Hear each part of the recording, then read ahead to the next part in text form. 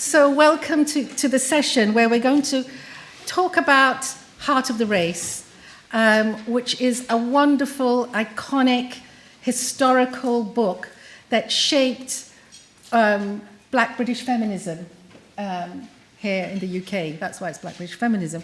But I have the pleasure of being involved in this second edition and to collaborate with Suzanne and Stella and Lola over the new rewriting. Well, we didn't rewrite anything. We just put a forward and an afterward.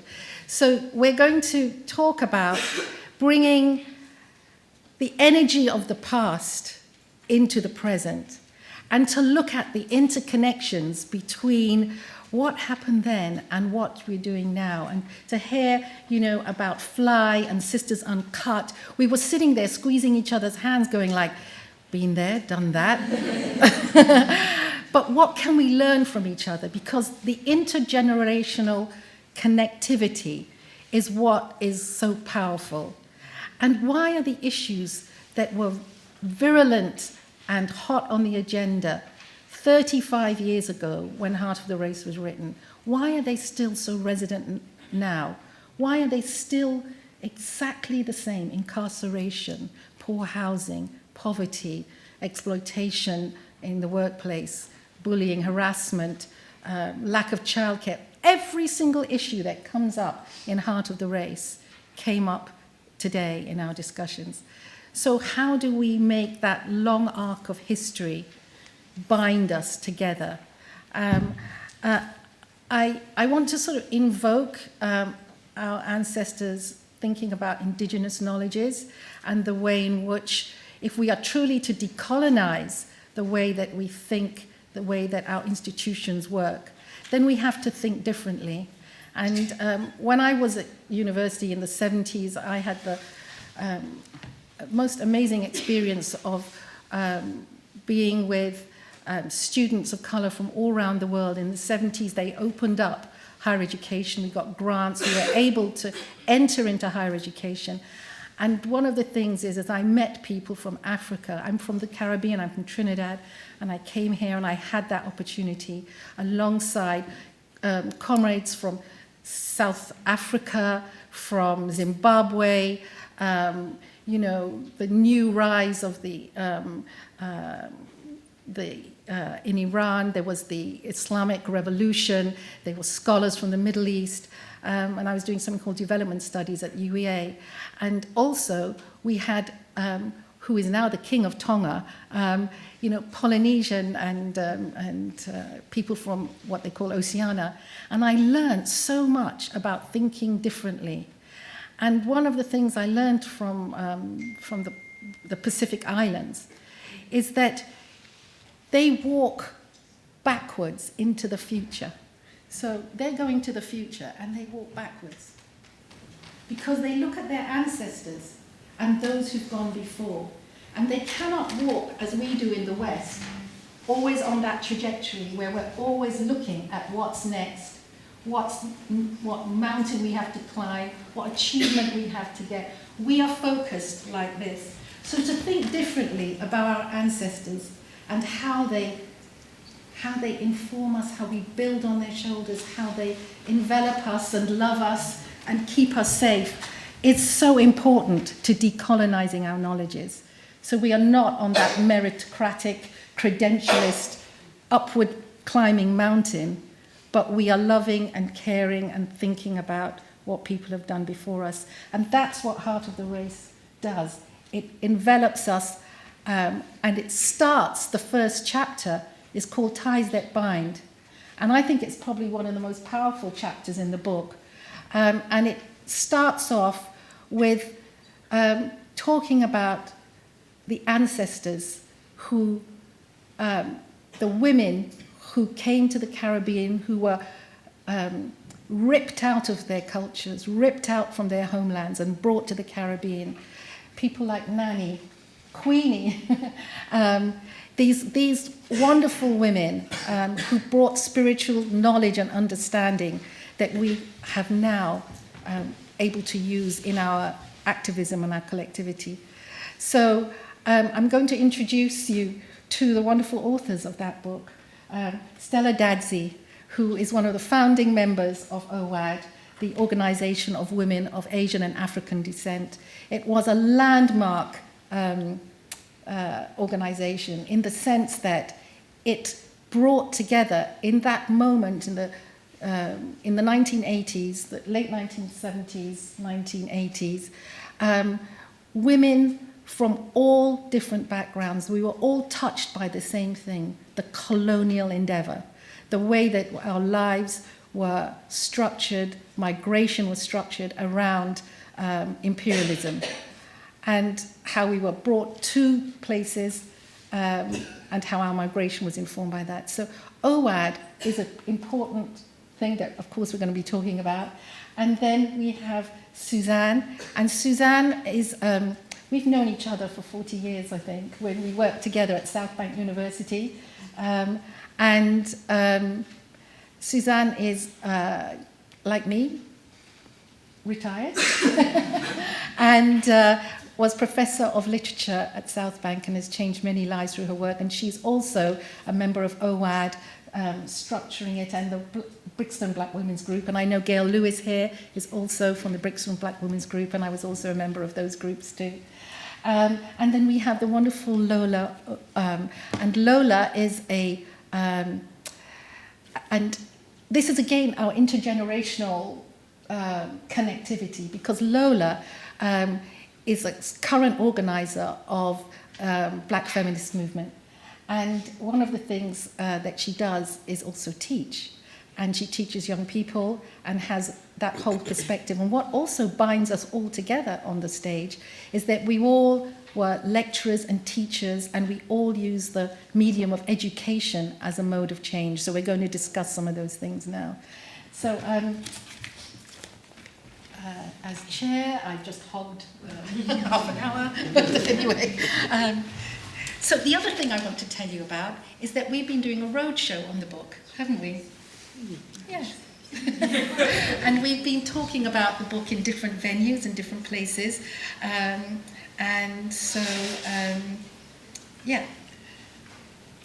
I want to begin by asking a question that's probably burning on everybody's minds. Is like, what inspired you to write Heart of the Race? You were activists, you were working in collectives, battling with very difficult issues on the ground, yet you did what was really an academic endeavor. What made you do that? Stella? Okay, what made us do? I don't think we were inspired to write the book. I think the inspiration came as we were writing, but we were certainly approached by a feminist publisher to really try and replicate what Amrit Wilson had already done through her book Finding a Voice, which looked at the experience of women of Asian descent. And because that book was so popular and so well received, I think Virago, with their money side, just probably thought it would be a good idea. And of course, I was already working on the periphery of Virago. I had this wonderful job where I was invited to read books that were coming out of America at the time, the Toni Morrison, the Alice Walkers, the Maya Angelou, and basically being asked as a reader to suggest whether those books would work here, and of course I said yes. So they already had a sense that this was an untapped market, I think. We didn't see it like that. We saw it as a really opportune moment to record our struggles, to record the context of our struggles, and to give black women a voice in a context where we had been silenced for centuries. And it was actually quite a radical endeavour at the time, I think, because I can remember people coming up to us afterwards and saying, well, I don't even think they called it oral history, but, you know, it's not real history, is it? Just interviewing people. Well, of course it was. It was people's stories. And I will never forget a young sister standing up at one of our promotional events in 85, just weeping and saying, I've never seen, I've heard these stories around my mother's proverbial kitchen table for years, but I've never seen that story in print. And I think that was really quite important for us to actually record our stories, not just for ourselves, but for others too, and to give voice to the frustrations, the oppressions, and also the potential of black women. Is that fair? Yes, I think it is important to not present it as a kind of something that we were inspired to do, because I think that connotes a kind of individuality, a sense of, authorship, the need to authorize something. And I think for all of us it was a moment of activism, in fact. The book represented a continuation of our activism. So Sisters Uncut were talking about archiving their work, and I think we saw the book as a way of archiving some of the experiences of the women that we'd been working with, and also archiving some of the campaigns that we've been engaged with, archiving the nature of the struggles, which we'll come on to later, no doubt, around sectioning, under the Mental Health Act, domestic violence, the SOS laws, all of these acronyms actually that people perhaps don't remember. It was a way of documenting those struggles and our involvement as feminists in those struggles. And the extent to which it was done in the spirit of activism, I think, is evident in the fact that it started as a collective endeavour. So I came to the project after, because I had been working away, so I came to the project after it had started, but the first meeting that I went to was a meeting of 7 writers, and I think there'd been about 10 or 12 before that, so it had been a really big project, that mirrored the work that we were doing in the women's group, and I think we thought that it might be an extension of Outright, or, that it would be a kind of something quite ephemeral. And over the years, I think we, as Stella said, we came to understand the gravity of the undertaking and what it meant to actually write a book, which is something much more permanent, a kind of document of the struggle and so on.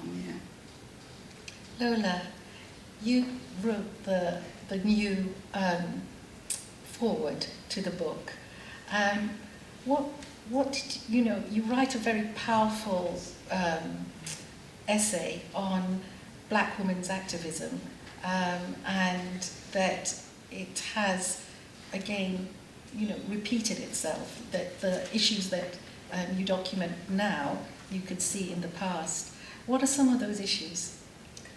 For me as a teacher, one of the most powerful sections in the book was around education and how parents were mobilising on behalf of their children, and how based in communities that was. And that really resonated because I'm a teacher.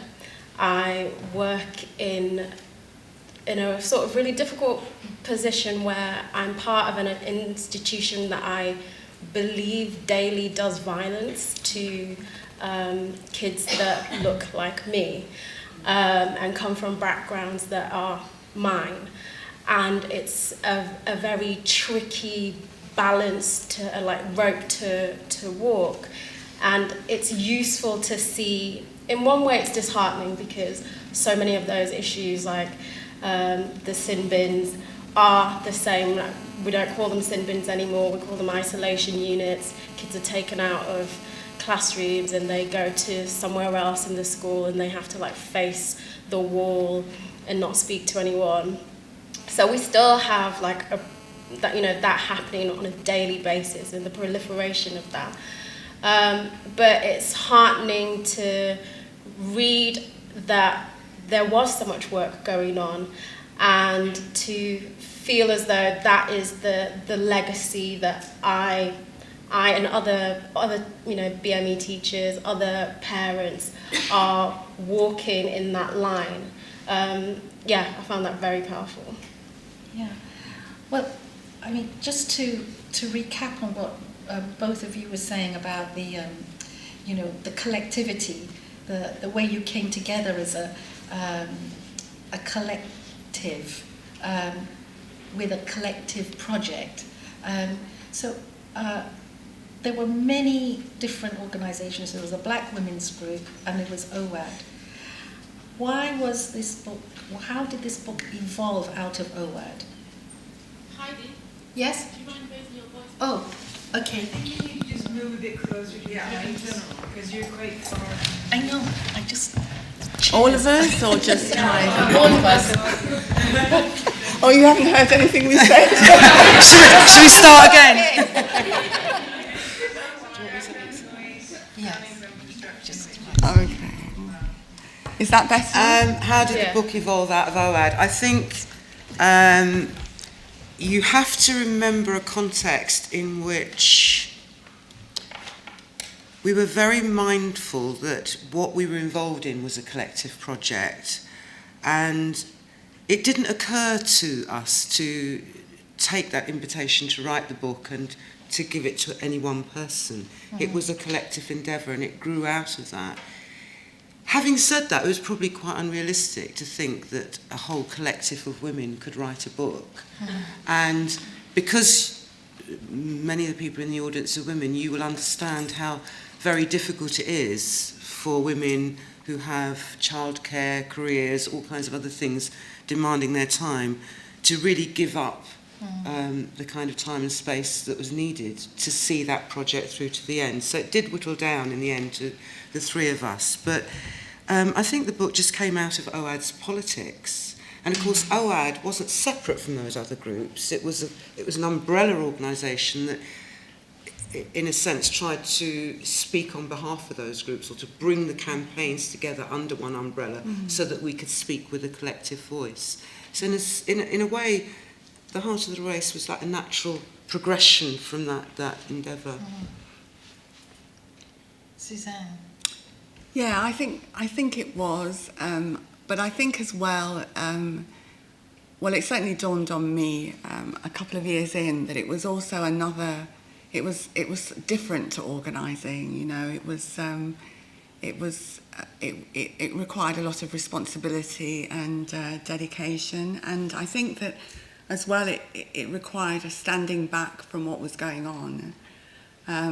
Which is difficult in the moment because our lives were just centred around activism in a way that even surprises me looking back on it. The amount of hours that we dedicated to meetings and demonstrations and campaigns, and it was a whole 24/7 lifestyle. And so to sort of come out of that and think about how you can document it and how you can make sense of it as you're living it was a challenge, I think. And I think that perhaps that's why it came down to as Stella said, it whittled down to the three of us, because managing such a big group, even as it was in the end 6 or 7, was really difficult. It would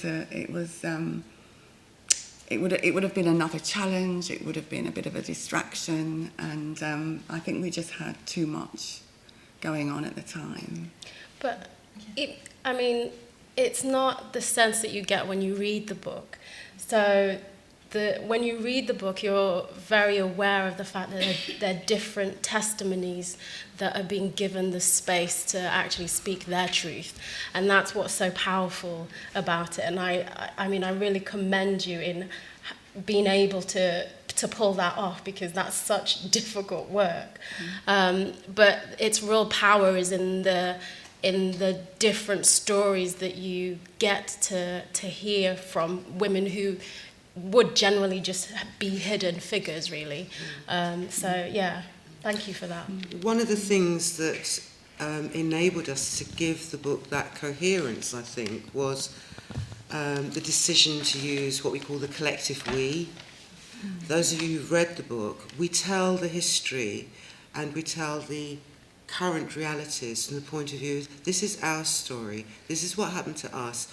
And I'm not sure it was such a conscious decision, but certainly it helped to give the book its coherence. It helped it to speak on behalf of a whole range of black women, as you say, with different voices, different lives, different experiences, but all buying into that sense that we are all on the receiving end of something recognisable, something tangible, something that we can point to, which was state racism, which was sexism, misogyny, all those other isms, and for us to own it.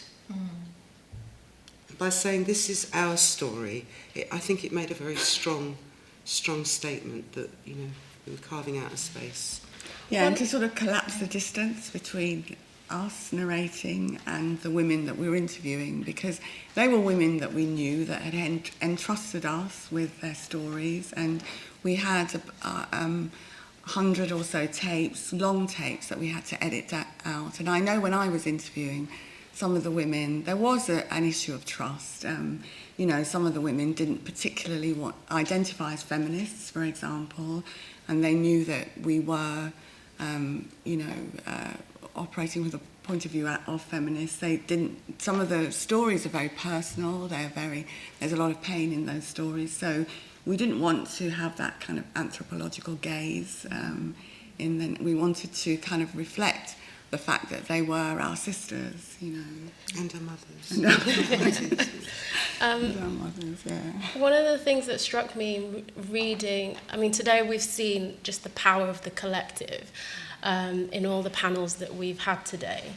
And one of the, in one of our earlier roadshows, one of the difficulties, I think, for my generation of feminists and a younger generation of feminists is that we attach to the work because of the collective and how much it feeds our souls as people, but then are sort of individually picked off to go and, write for certain outlets or produce books, and that being able to sort of walk that tightrope between remaining true to the collective that sustains you, but also existing in a very neoliberal, individualist society that wants to make stars of certain activists is a really difficult one and really a vulnerable place to be in, and it read as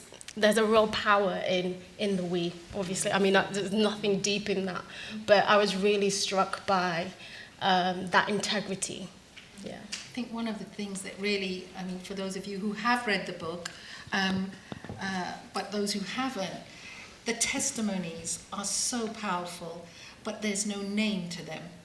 And that seems to have been an editorial decision, a political decision, not to name, but to use the narrative and the story to tell the political context in which is going on. So I think that, the non-celebrity, the non-naming is really important. But did you keep in touch with any of these women? I mean, Yeah. They are named. In fact, they're named at the back, but not to the actual narrative. No. We were in touch with them. They were women that we'd worked with. They weren't strangers to us, and to the extent that they're still around, we are. Yeah. Funerals. When we go to funerals these days, because we're all in our 60s, 70s, and, you'd be amazed at how effective our grapevine is, because even though we're not all in touch with everybody, somehow we all re-emerge. Yeah. And I wanted to say something else about that collective we. The other context, which I think was important, was that many of us were involved in struggles that weren't just feminist struggles. We were involved in anti-apartheid struggles. We were involved in struggles against police brutality, which weren't defined as feminist struggles. And I know from my own background, which was very much coming out of an African liberation context, one of the things that was pounded into me was never ever to speak on my own behalf, to always recognise that I was speaking on behalf of others, and also to some extent to subvert the endeavours of the state to pick us off by not naming ourselves. So in all those of you who have engaged with my archive at the BCA will know that one of the frustrations is that you can never find an author to any article. We know who wrote them and who was behind it, but it was a conscious endeavour to sort of hide behind the collective, because that was a form of safety. And I think it remains a form of safety, particularly in this celebrity culture, which, as Lola has rightly said, consciously tries to divide and rule by picking certain people out at the expense of others. And a culture of surveillance as well. I think there's a strong culture of surveillance, yeah.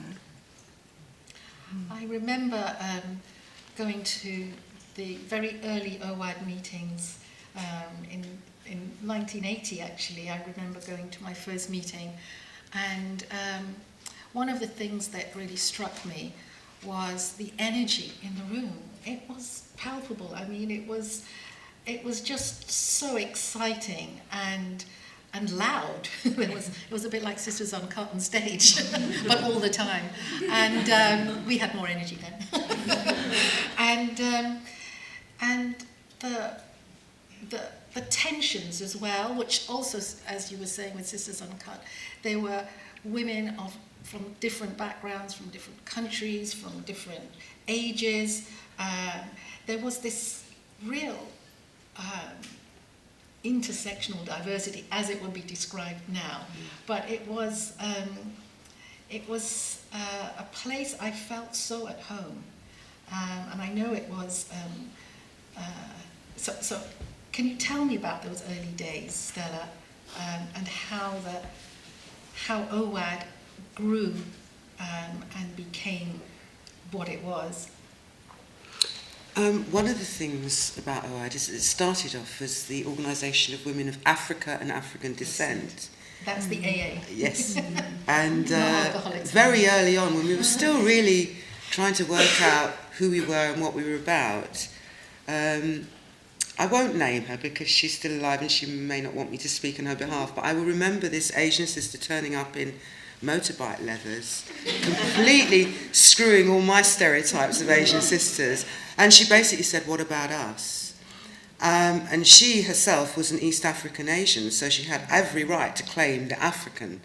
But she was also a sister of Asian descent. And very early on, I think we recognised both the power of coming together around our collective issues, but also the power of engaging with state racism in a way that allowed us to kind of set aside our differences and focus on our commonalities. And I think that's an enduring lesson, particularly in these increasingly individualistic times, that by recognising that we had differences, of course we had differences, racism manifested itself differently in our different communities, as did sexism, but we had enough in common to make common cause. And I think that was part of OWAAD's power. And it was quite forward-thinking, I think, in those days, although we didn't see it as such, that by bringing together those non-white communities and giving them and making a voice together, to some extent that did subvert the sort of divide and rule stuff that was going on more generally.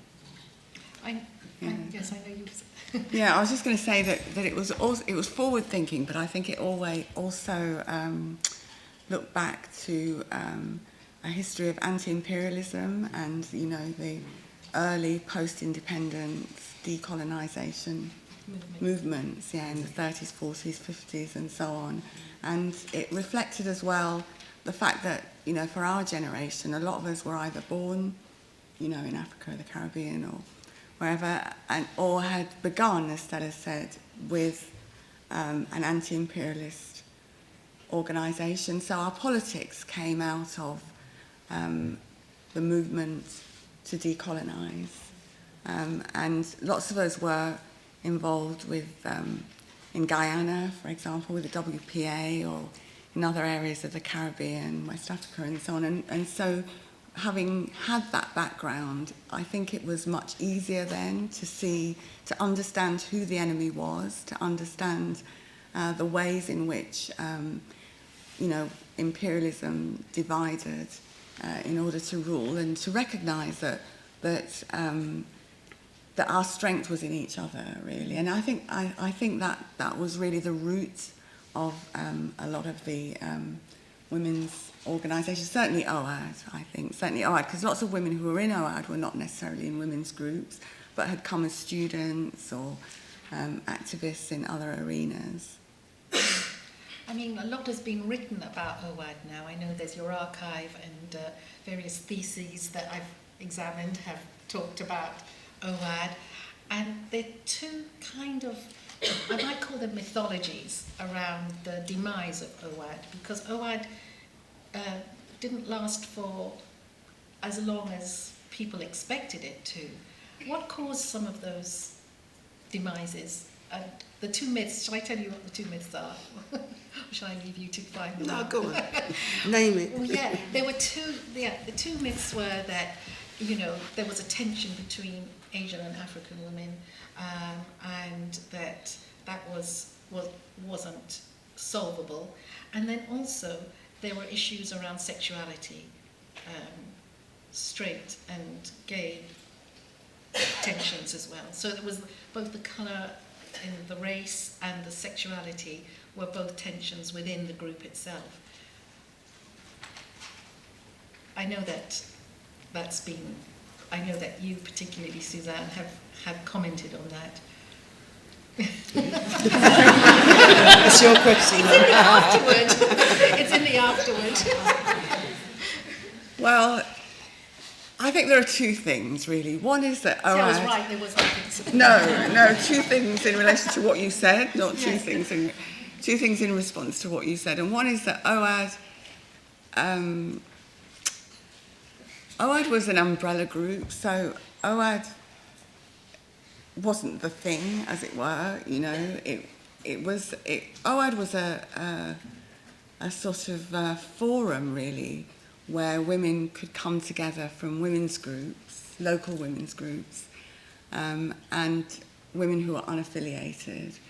So in many ways, I don't think, speaking personally, I think also speaking in relation to lots of other women, OWAAD wasn't what we identified with. No. So whatever caused the breakup of OWAAD is probably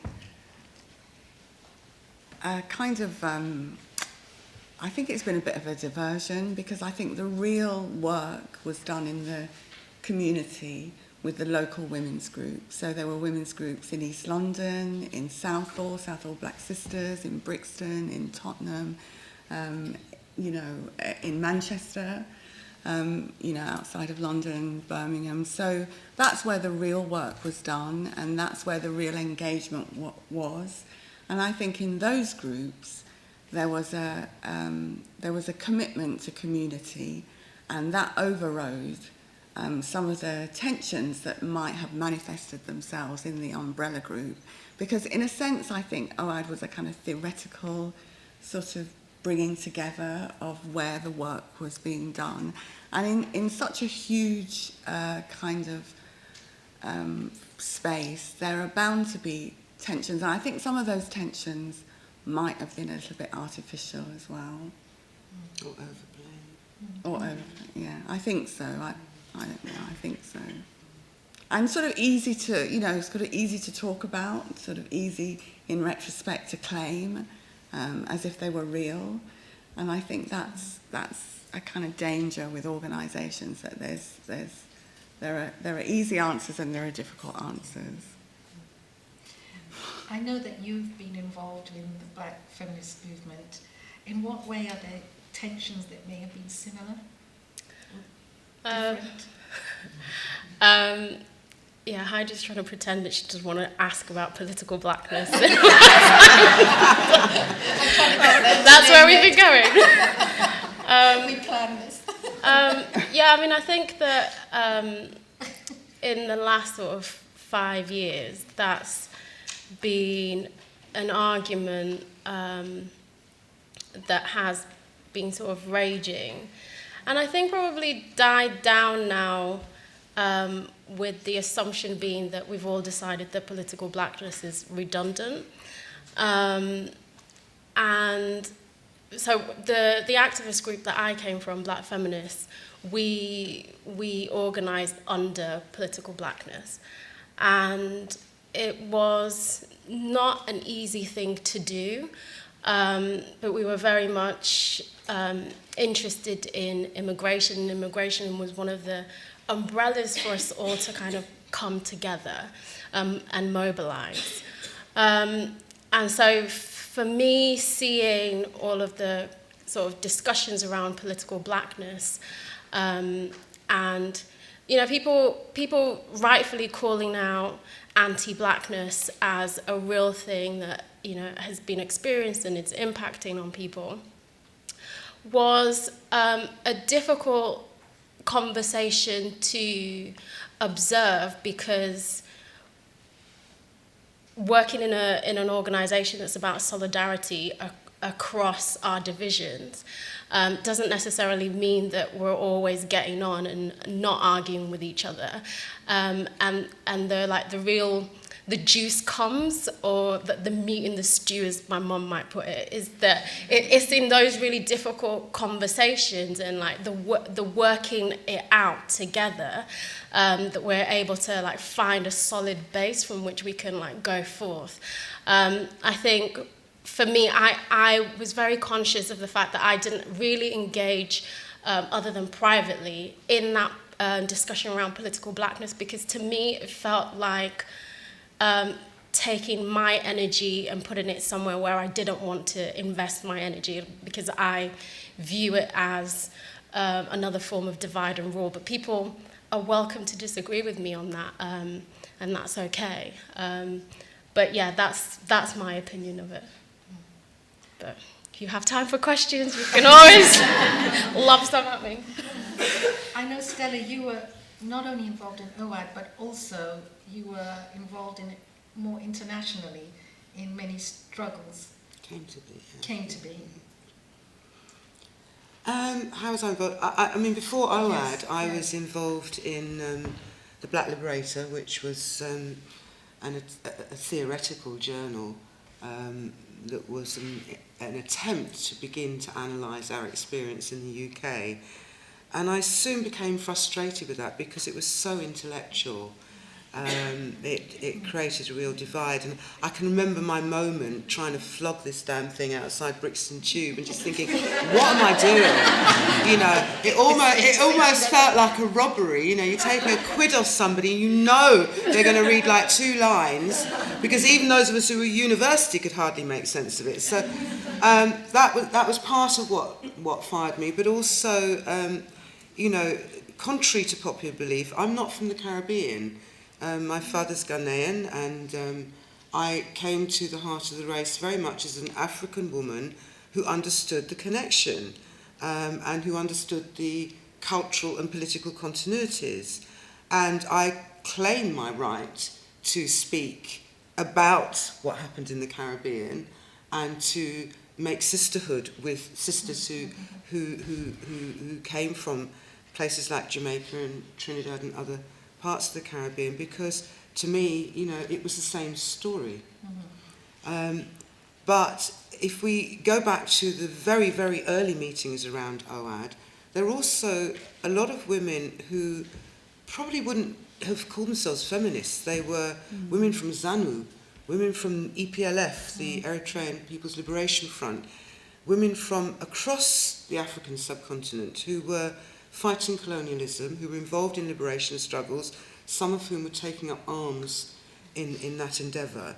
And they had a story to tell us, which I think we were very quick to learn from, and that was, if you subsume your struggle as women and allow men to kind of define that struggle and to tell you that, you know, your struggle comes next. Once we've got our liberation, then we can deal with the sort of internal domestics. Then you will actually find yourself just going back to the proverbial kitchen.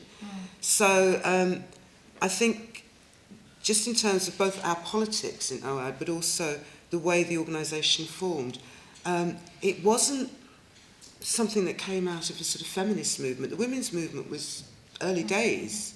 And some of us felt a sort of healthy scepticism for what we saw as a predominantly white middle-class endeavour.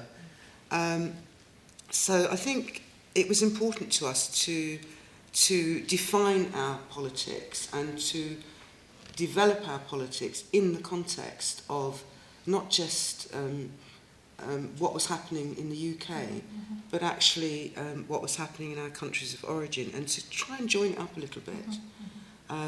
And I think actually that was one of OWAAD's strengths in retrospect, that we were able to define what was happening here in relation to what was and what had happened there.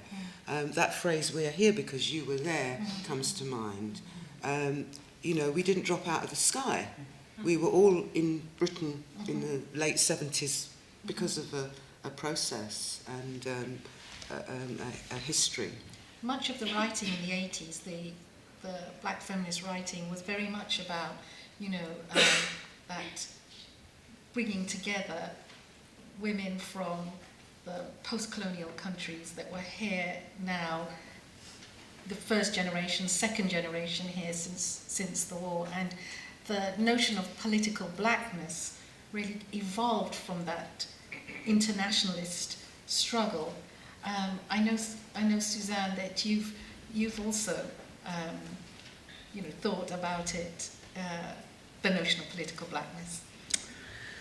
Well, I've had to. She's a reluctant one. It's been forced on me, because I think I mean, my memory of it, I don't know if Stella agrees, is that it was something that was developed in retrospect to talk about that period. I think. I don't think that we owned it. Use that term, political. No, you know, this is like late 70s, early 80s.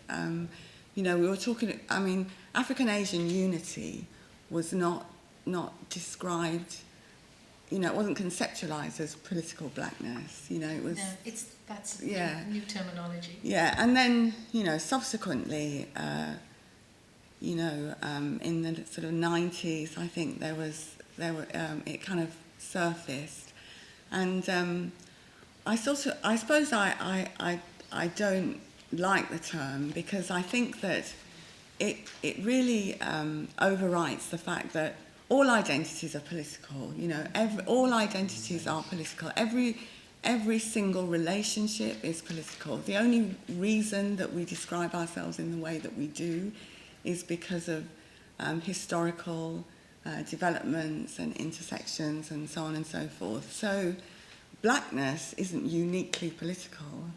And I think that to represent it in that way is to create an exception, a kind of exception that's negative, that has really plagued our efforts to organise, our efforts at solidarity, our efforts to raise issues of racism and the complex nature of racism, are always dogged by people trying to pin down, you know, what is black, you know, who is black, and, you know, what do you mean when you identify in that way?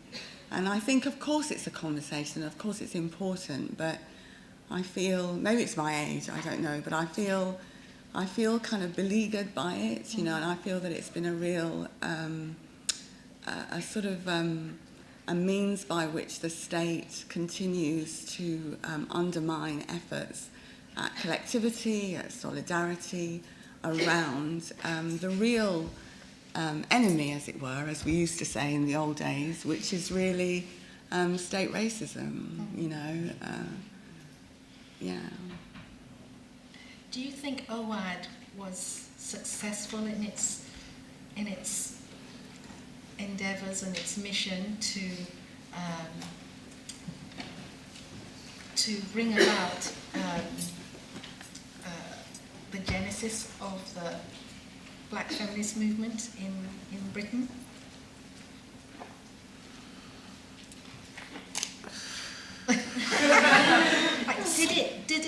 Does it, like Sisters Uncut, for example, would you say that that's part of a trajectory that started with OWAAD? It feels like it. Certainly listening to those sisters this morning just gladdened my heart, because, you know, people do talk about OWAAD as if it came and went and, you know, disappeared, but actually all of us took the politics and the lessons learned into our careers, into our personal and political lives. And those struggles have lived on in different forms.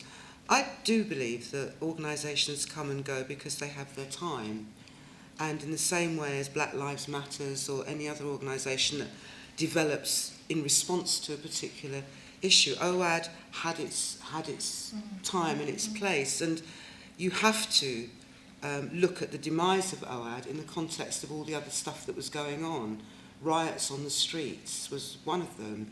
And in our personal lives, a lot of us were starting families or starting our careers. There were a lot of other things that, you know, helped it to unravel.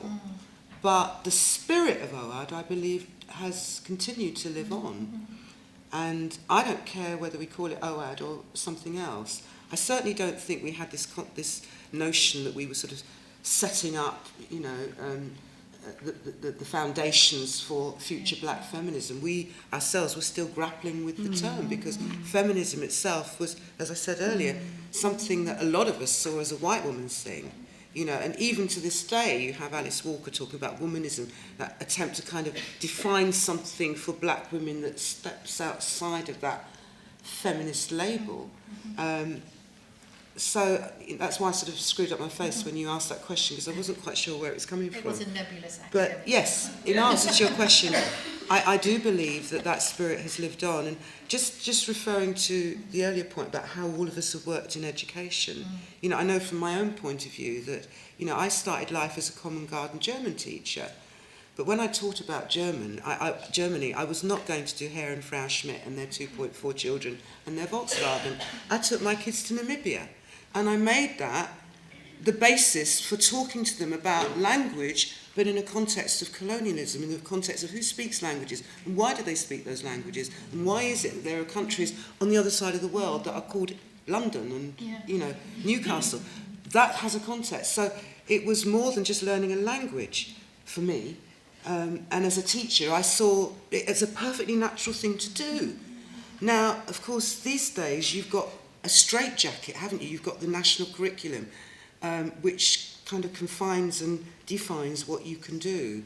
Yeah, I mean, I read about the sort of things that you guys managed to get up to, and I'm just like, oh my God.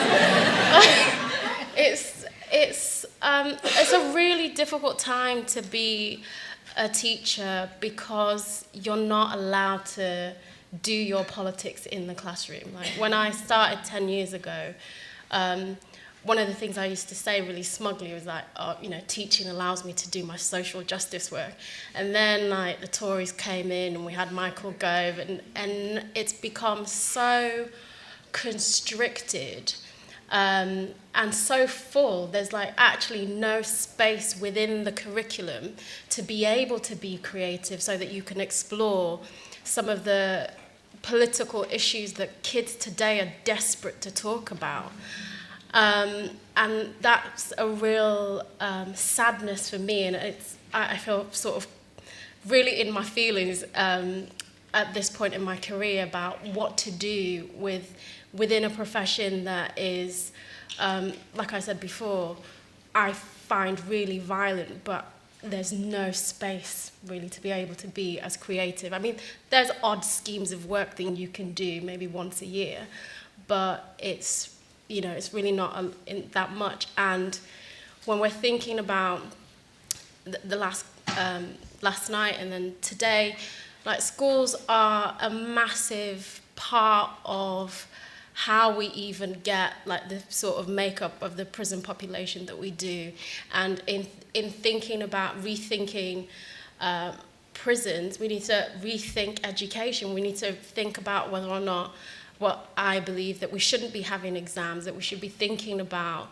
at what age students are able to leave school, what sorts of subjects they're allowed, how we can free up education to allow students to have more power in that dynamic, because all of these things are issues that make students not want to sit and listen to their teachers, that make them rebel, that make them get sent out of classrooms, and so on and so forth. So it's a really difficult moment in teaching, I think.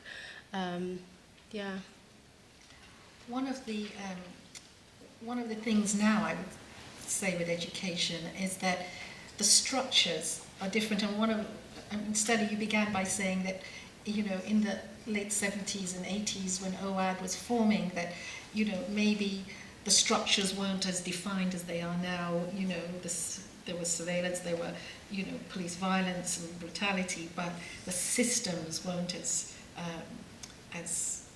oppressive as they are now. And I'm thinking in terms of education, one of the things that I've seen that troubles me is things like academies, where our young people of colour go to these schools, and the neoliberal values, even the architecture of the schools, which is panoptic, which is about surveillance all the time, things like the league tables, so that the young people are excluded or expelled, exiled from school.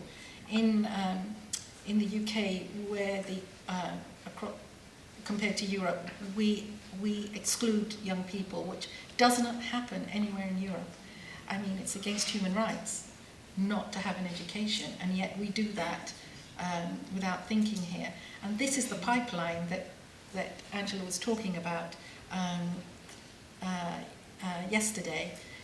The school to prison. You exile children from school because of the school system, the league tables, the notion of excellence.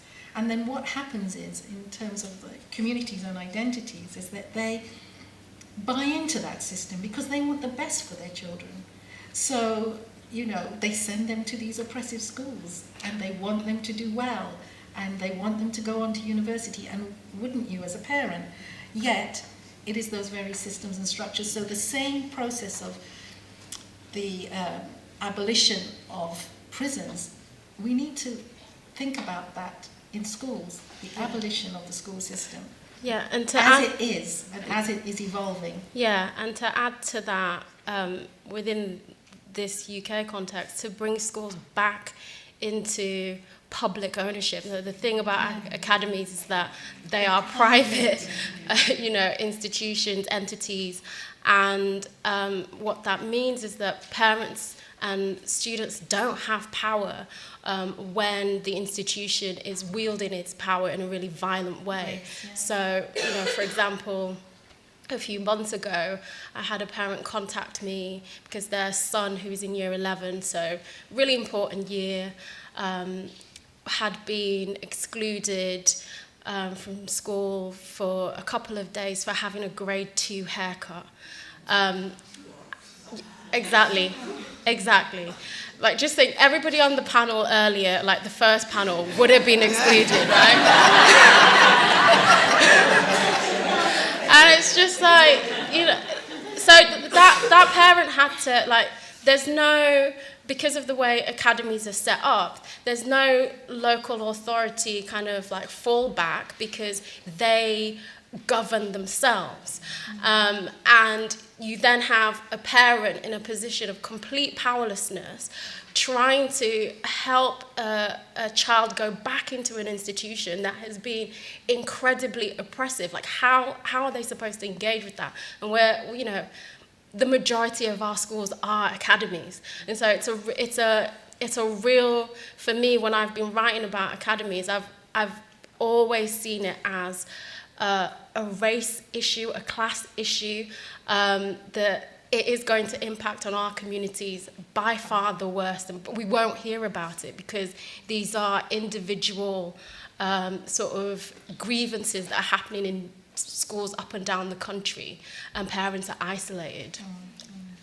Yeah, I just wanted to say though that's to say that we want the schools to come back into public ownership, ownership of the state and the local authorities, is to presuppose that those were ever benign institutions. True. And that they were benign organisations. And I think that it's also worth remembering that this is the sort of result of a kind of failure of education.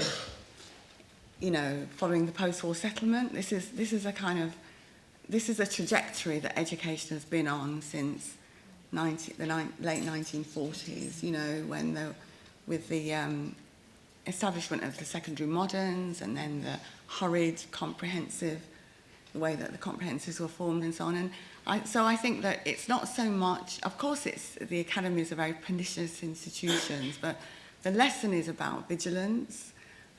You know, that we have to be, whether the schools go back into state control or not, what we need to do is to be vigilant about how those institutions are organised, how they're set up, how they're governed, how they treat our children, you know, because I think that's what's missing from sometimes discussions about the way organisations have been privatised. There's a kind of assumption that they were in the past these kind of well-run, properly governed institutions, and they weren't. And it's worth remembering that most of our you know, families were in secondary modern schools where nothing was marked, there were no exams, and the exams they sat weren't worth sitting. The rate of expulsion was higher, possibly, than it is now. You know, the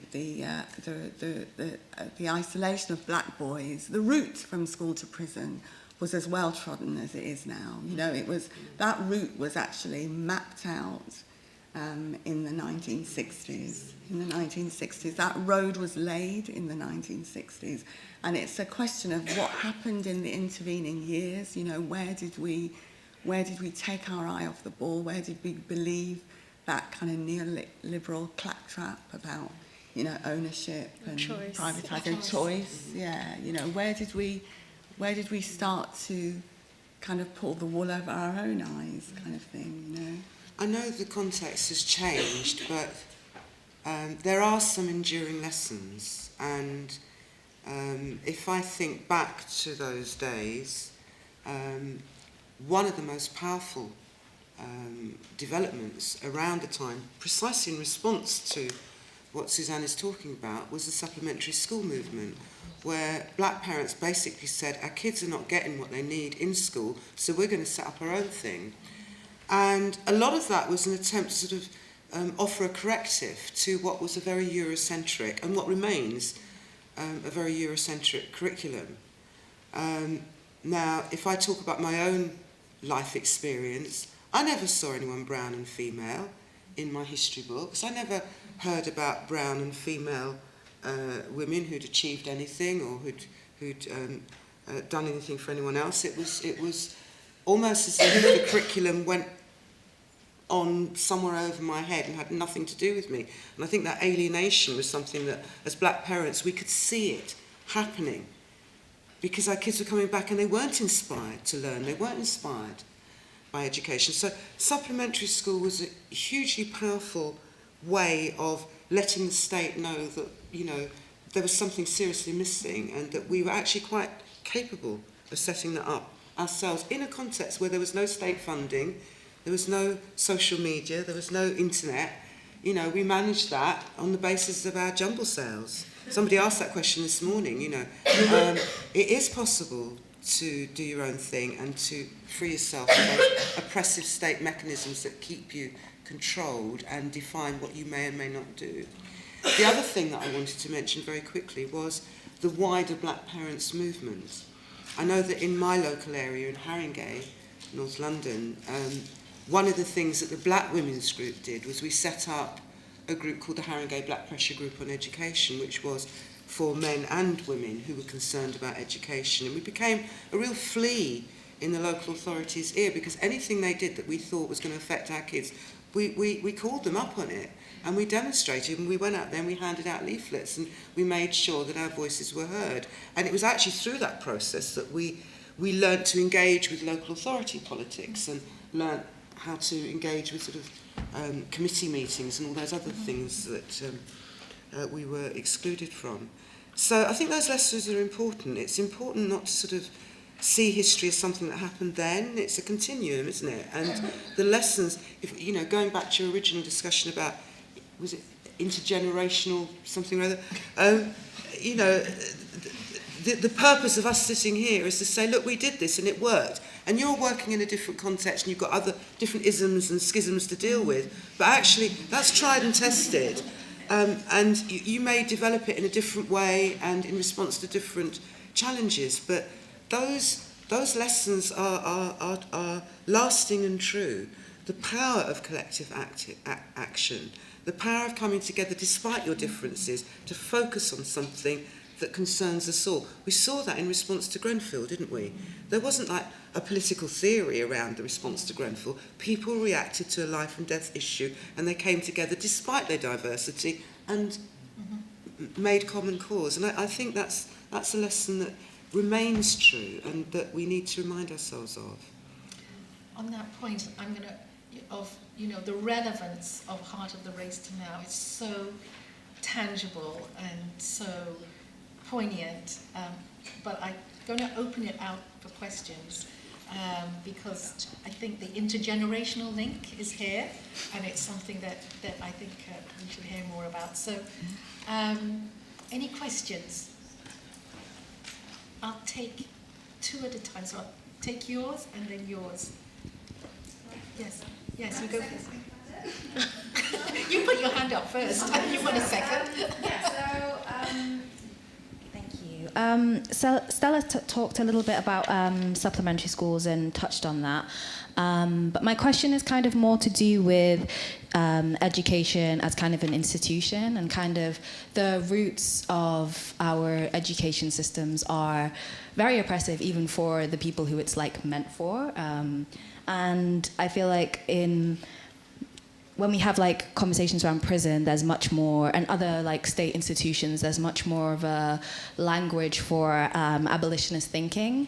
And recently I was learning about unschoolers, who are people who have taken their children out of school and they are teaching their children in different ways. They are setting up day schedules differently, and they're just doing different things to challenge the ways that like school and educational institutions kind of deal with people. But my question is what are your thoughts around what abolition of the education systems we have now would look like, and the things that we could potentially gain from that?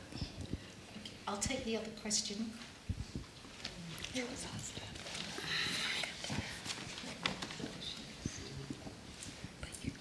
Thank you very much. I wanted to ask, because you mentioned solidarity with the Caribbeans and Africa, and also some links that you had with the US, but I wanted to ask about solidarity with other Black feminist movements in Europe, and I wondered if there were any at the time of OWAAD, and then I was wondering what it's like today with the discussion, because we see quite a lot about the links between the US and here in the UK, but not that, or at least I haven't seen that much about solidarity between your Black women in European countries.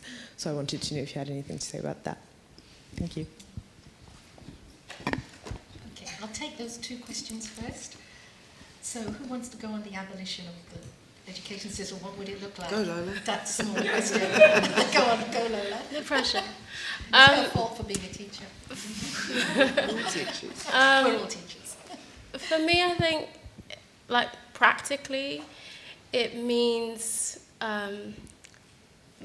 really shorter school days, the school days starting later, children being able to pick their subjects, no exams, but obviously that therein lies a problem, because if you don't have people with the same politics as you, no exams looks very different for some black kids with a white teacher that may not have the best race politics.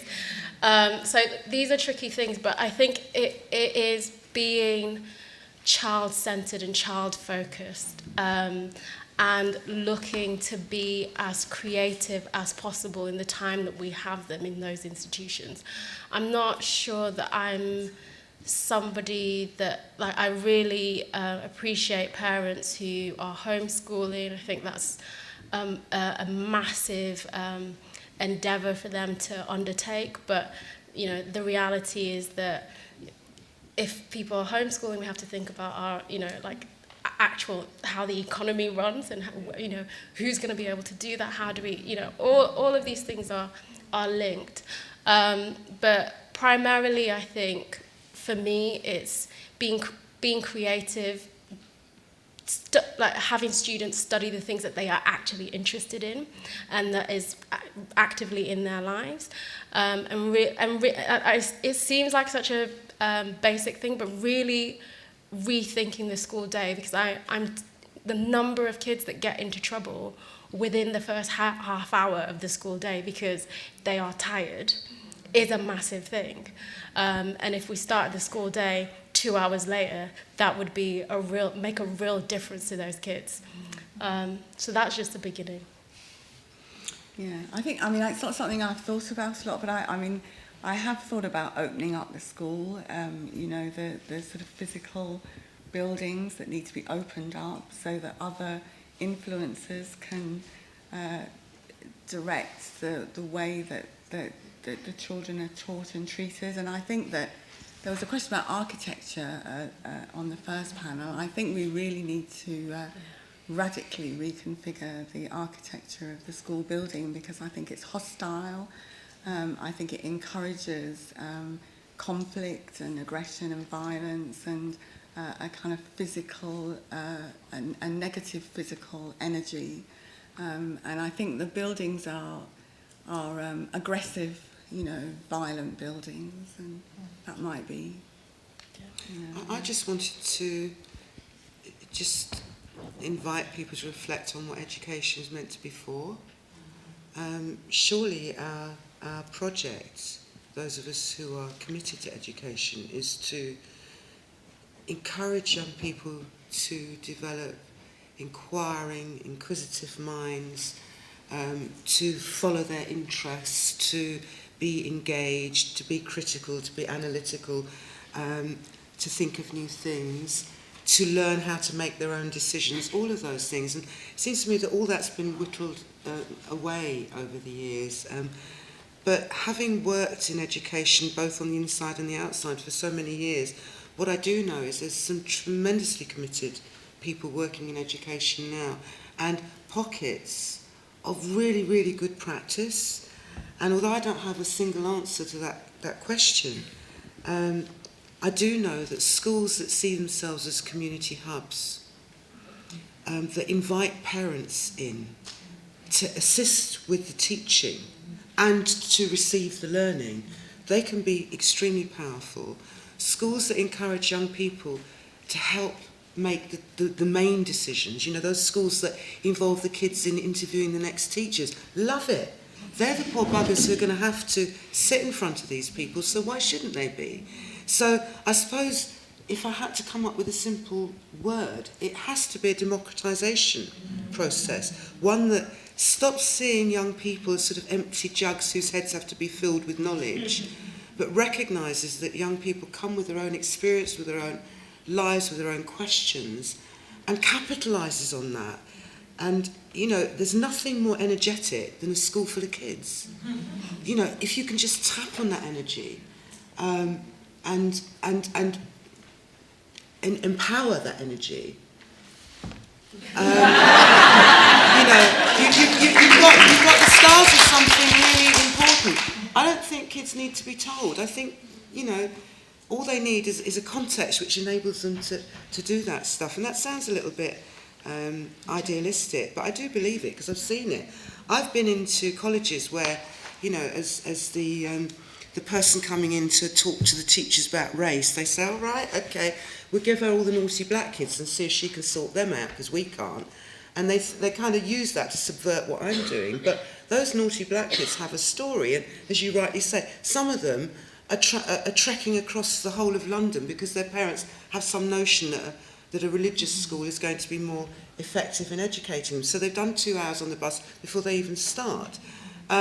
Some of those kids are constantly excluded, and I'm not just talking about excluded from the physical school, they're excluded internally. Some of the work I did around underachievement showed that, you know, the exclusion was taking place because you get the 4th year boys doing double maths on a Friday afternoon, right? So it's a timetabling issue. And those boys had just done double PE, so there's testosterone and energy and all that stuff going on. I used to have colleagues who would dissolve into tears at the very thought of that class. Now, when I work with those kids, some of them would say, you know, we're constantly excluded, but we still achieve. And when you ask them how do they achieve, they know how to go on the internet. They know how to search out the knowledge that they want. One kid just said to me, askjeeves.com. You know? And in a way, it was kind of scary because what they were saying is, we actually don't need you. All we need you to do is kind of point us in the right direction. We do not need that tired old model of somebody standing, usually in a slightly higher platform, talking to you, and you all sitting there taking notes, which is very much the model. Doesn't it remain the model in universities? It's horrendous. It's not how it should be. Learning is something that goes this way and that way. And I think if schools could kind of grasp that and remodel themselves, understanding that as a kind of central tenet, it would create a very different school experience. The second question, which was on... oh God, there was a second question. The second question, which was on the links between to European feminism. Well, in terms of the period that we're talking about, you know, that there weren't. Yeah, I think that the links were all going towards Africa, Southern Africa, East Africa, West Africa. Not for me. And we also used to get Brixton as well. We used to do comparisons. Yeah, that's right. Yeah, I'd forgotten about that. Yeah, you're right. Yeah, you're right. Colonialism. Yeah. And to find the points of intervention. Yeah. And share with each other and learn how to take on the state and its projects. Yeah, thanks, That's what I remember. It was kind of third world circle. I did quite a lot of work with German women just because that was my background, and was quite amazed by how many common issues we had, even though it was a different context.